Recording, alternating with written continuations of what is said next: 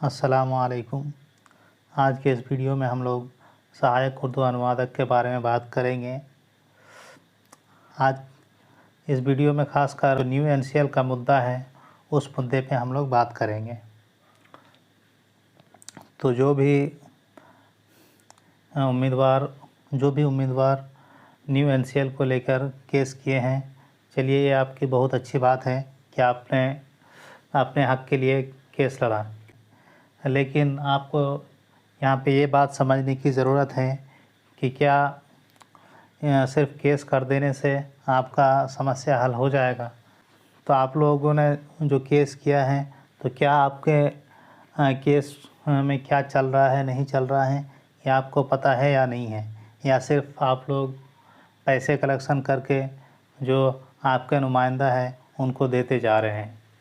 तो मैं आप लोगों से कहना चाहूँगा कि पैसा एक ऐसा चीज़ है कि जब कोई इंसान किसी से लेता है तो फिर उस पैसे पर उसका ममता बढ़ जाता है और फिर उस पैसे को वो खर्च करना नहीं चाहता है और वो चाहता है कि किसी तरह से इस पैसे को मैं अपने पॉकेट में रख लूँ।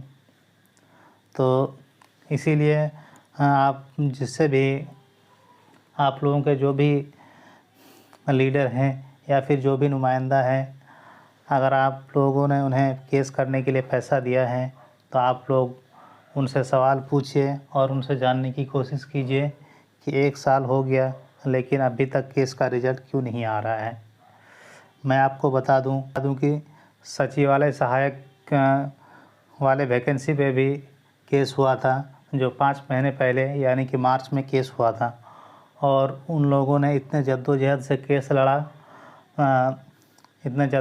केस लड़ा और जाके पटना में धरने दिए, मेहनत किए और तब जाके उनके केस का रिज़ल्ट सिर्फ 5 महीने के अंदर आ गया।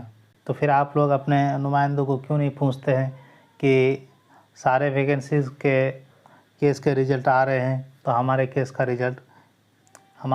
रिज़ल्ट क्यों नहीं आ रहा है।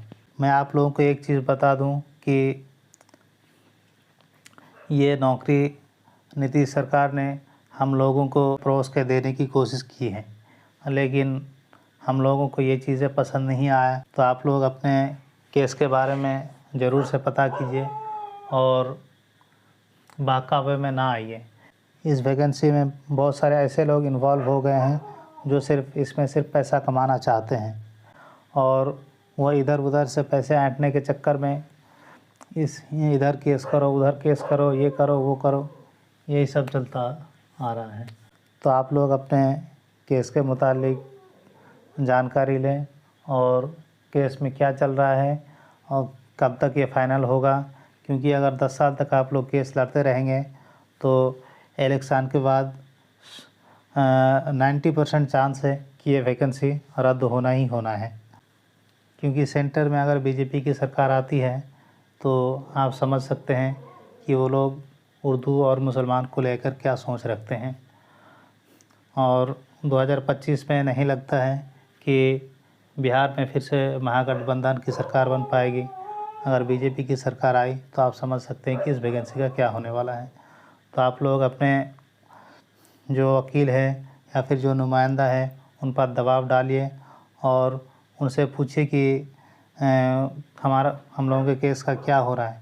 केस का जल्दी से जल्दी निपटारा कीजिए ताकि हम सभी लोगों का जल्दी से जल्दी ज्वाइनिंग हो सके।